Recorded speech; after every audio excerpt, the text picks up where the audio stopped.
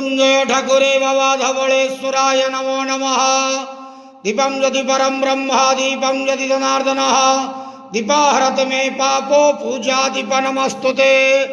हे बाबा धवळेश्वर महाप्रभु संसार सुखी रखंतु। आज शुभ रविवार रे समस्त श्रद्धालु भक्त मानक आशीर्वाद करंतु। समस्त श्रद्धालु भक्त मानकर मनस्कामना पूर्ण करंतु। कर्म क्षेत्र उन्नति करंतु। ग्रहरिष्ट मान खंडन करंतु। जगतर मंगल करंतु। विश्वर कल्याण करंतु।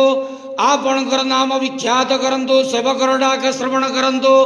समस्त गुआवसा भक्त मानकर मनस्कामना पूर्ण करंतु। बाबा धवळेश्वराय नमो नमः। संसार सुखी रखंत आनंद केवार हरि बोलो।